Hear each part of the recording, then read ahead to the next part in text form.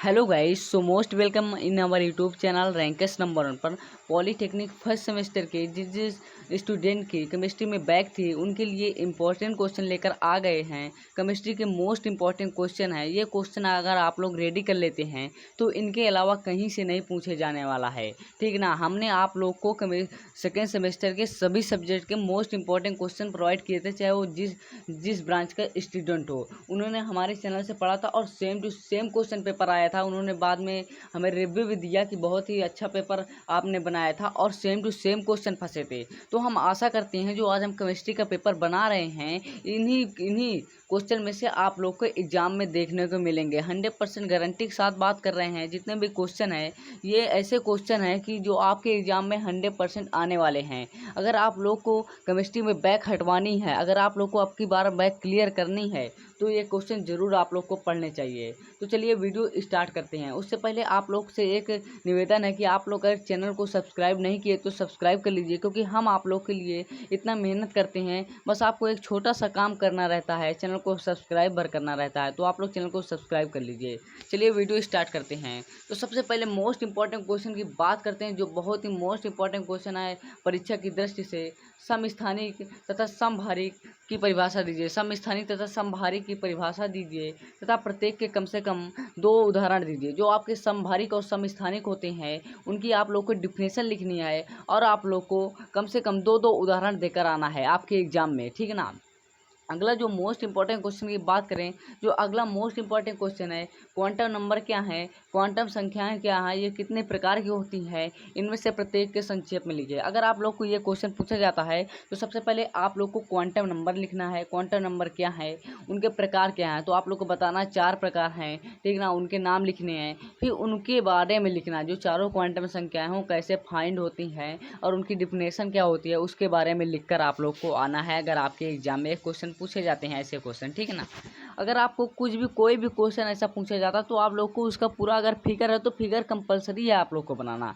Figure अगर आप लोग बनाते हैं, कुछ उल्टा सीध भी लिख देते हैं आप लोग, तब भी आप लोग को नंबर मिलते हैं। तो अगला मोस्ट इंपॉर्टेंट क्वेश्चन की बात करें, जो अगला आप लोग के एग्जाम की दृष्टि से मोस्ट इंपॉर्टेंट क्वेश्चन है, पाउली का अपवर्जन नियम तथा हुंड का नियम क्या है। पाउली का अपवर्जन नियम क्या है तथा हुंड का नियम क्या है, ये बहुत ही मोस्ट इंपॉर्टेंट क्वेश्चन है आपकी परीक्षा की दृष्टि से। तो आप लोग ये क्वेश्चन को 100% प्रिपेयर कर लीजिएगा, क्योंकि ये आपके एग्जाम में आने की फुल रिस्पॉन्सिबिलिटी बन रही है कि ये क्वेश्चन जरूर पूछे जाएंगे। वैसे तो जितने भी क्वेश्चन है ये मोस्ट इंपॉर्टेंट क्वेश्चन है। अगर आप लोग के पास अगर आप टाइम है, अगर आपके पास टाइम है अभी, तो अभी से लग जाइए, ये क्वेश्चन को अच्छे से प्रिपेयर कर लीजिए जितने भी क्वेश्चन हैं, ठीक है ना। अगले क्वेश्चन की बात करें, बोर का परमाणु मॉडल का वर्णन कीजिए तथा उनकी सीमाएं भी लिखिए।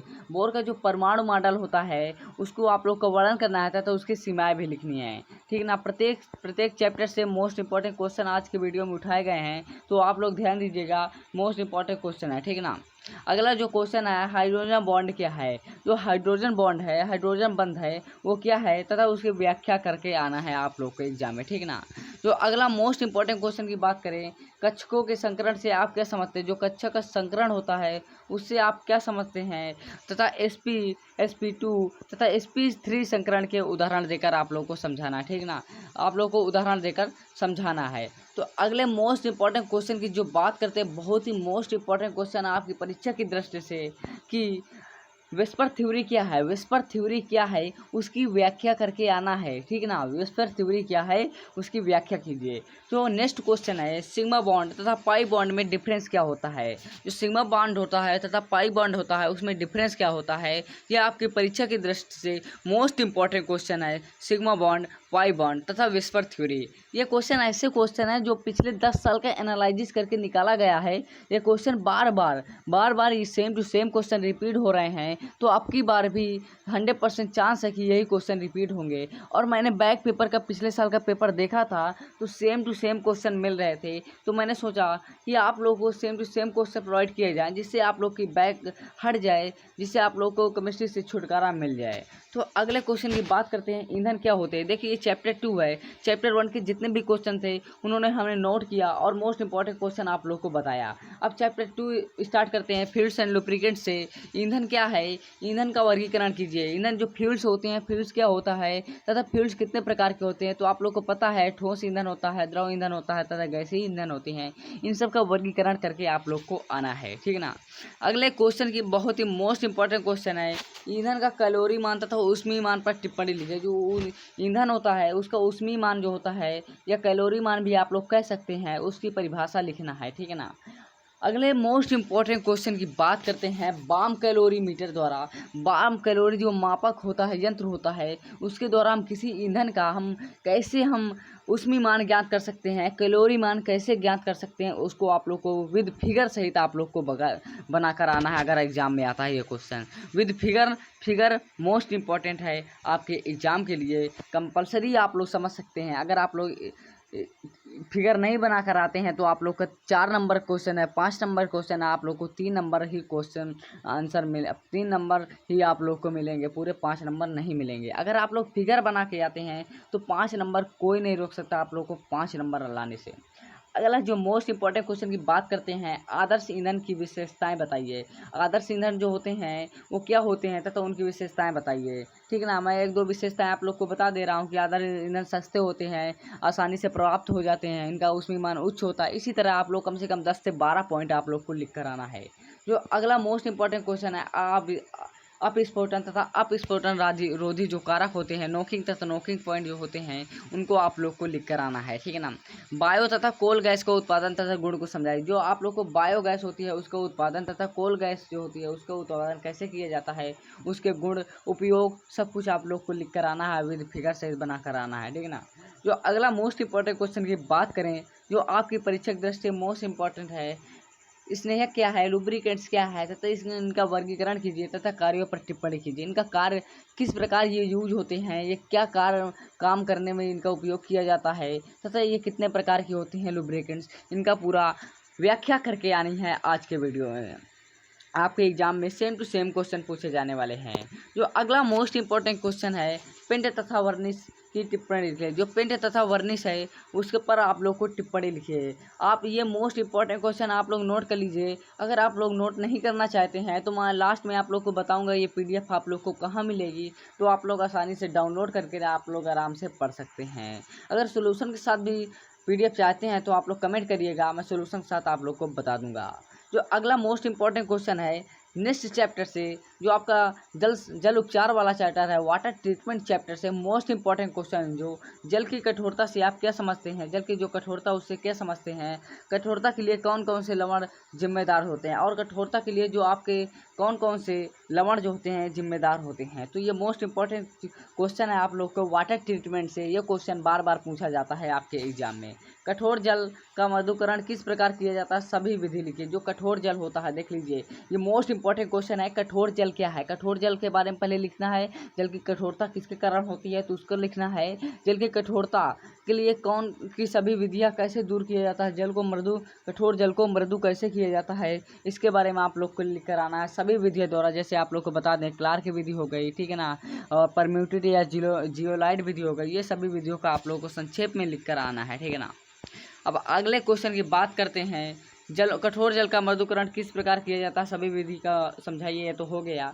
अगला जो मोस्ट इंपॉर्टेंट क्वेश्चन है, ये आपका क्वेश्चन नहीं पूछा जाता है, मैं यहाँ पर लिख दिया हूँ EDTA को विधि को समझाइए। मैं इसलिए लिखा हूँ कि EDTA का जो फुल फॉर्म होता है ये आपके एग्जाम में पूछा जाता है। EDTA के द्वारा आप लोग को जल का कठोरता का निर्धारण कैसे किया जाता है ये आपके एग्जाम में नहीं पूछा जाता है, लेकिन EDTA का जो फुल फॉर्म होता है ये आपके एग्जाम में 100% पूछा जाता है। परम्यूटेड विधि क्या होती है, इसको किस प्रकार इस विधि से किस प्रकार कठोर जल को मृदु किया जाता है, ये क्वेश्चन आपको करके आना है। जो अगला जो मोस्ट इंपॉर्टेंट क्वेश्चन की बात करें, संचारण से आप क्या समझते हैं, संचारण से आप क्या समझते हैं, ये आपका संचारण वाले चैप्टर से आ गया है। संचारण से आप क्या समझते हैं, संचारण को प्रभावित करने वाले कारकों का उल्लेख कीजिए, ठीक है ना। ये मोस्ट इंपॉर्टेंट क्वेश्चन है, तो आप लोग ये क्वेश्चन को प्रिपेयर कर लीजिएगा, बहुत ही मोस्ट इंपॉर्टेंट क्वेश्चन है।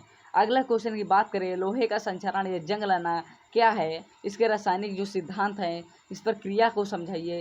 यानी कि आप लोग को अगर ये क्वेश्चन पूछा जाता है तो सबसे पहले आप लोग को ध्यान देना है कि रासायनिक संचरण क्या है, ठीक ना। लोहे का संक्षारण कैसे होता है, उस पर जंग कैसे लगता है विद रिएक्शन के साथ, इसमें विद्युत रासायनिक सिद्धांत भी होता है, उसको आप लोग को समझा कर आना है, यानी कि लिख कर आना है। कम से कम 5 नंबर क्वेश्चन है तो कम से कम आप लोग 3 पेज लिख कर आइए, 3.5 पेज भी हो सकते हैं। संचारण को रोकने की विभिन्न विधियों का वर्णन कीजिए। संचारण को कैसे कैसे रोका जा सकता है, संचारण पर कैसे काबू किया जा सकता है, ये सब विधि के जितने भी आप लोग के मेथड हैं, इस सब मेथड को करके आना है। बहुलक क्या है, इसका वर्गीकरण तथा बहुलीकरण से आप क्या समझते हैं। बहुलक क्या, सबसे पहले आप लोग को समझना है कि बहुलक क्या होता है, ठीक है ना। बहुलक क्या होता है, इसका वर्गीकरण आप लोग को करना है तथा बहुलीकरण से आप क्या समझते हैं, ये आपको लिख कर आना है। जैव बहुलक क्या होते हैं, योग बहुलक क्या होते हैं तथा संघनक बहुलक क्या होते हैं, ये आपके क्वेश्चन से मोस्ट इंपॉर्टेंट टॉपिक है। ये जितने भी क्वेश्चन है, 3 क्वेश्चन है बहुलक वाले चैप्टर से, मोस्ट इंपॉर्टेंट क्वेश्चन है। ये क्वेश्चन को अगर आप लोग प्रिपेयर कर लीजिए तो आप लोग देखेंगे जाके पेपर में कि सेम टू सेम क्वेश्चन आया हुआ है, तो आप लोग खुशी होंगे और आराम से आप लोग की बैक क्लियर हो जाएगी। थर्मोप्लास्टिक तथा थर्मोसेटिंग प्लास्टिक में डिफरेंस पूछा जाता है, तो आप लोग इसको लिखकर चले आइएगा। तो आप लोग की आज की वीडियो कैसी लगी, अब आप लोग को बताते हैं कि आप लोग को कैसे, आप लोग को अब मिलेंगे, आप लोग को PDF कैसे प्रोवाइड होगा। तो सबसे पहले बता दें, जो आप लोग को PDF मिलेगा वो हमारे टेलीग्राम चैनल पर मिलेगा। टेलीग्राम चैनल की मैं लिंक आप लोग को मैं दे दूंगा डिस्क्रिप्शन में, तो आप लोग वहां से जाकर PDF पा सकते हैं। कोई भी दिक्कत हो हमारे चैनल पर आप लोग जुड़े रहिए टेलीग्राम पर, तो आप लोग को सभी प्रकार के बैग से पेपर से रिलेटेड सभी प्रकार के मोस्ट इंपॉर्टेंट क्वेश्चन प्रोवाइड किए जाएंगे। तो आज की वीडियो आप लोग को कैसी लगी, अगर अच्छी लगी हो तो चैनल को सब्सक्राइब कर लीजिए। सब्सक्राइब यार कर दीजिए, हम आप लोग के लिए इतना मेहनत करते हैं, तो आपको एक छोटा सा काम ही करना रहता है, चैनल को सब्सक्राइब करना रहता है। तो आज के लिए बस इतना ही। Thanks for watching guys.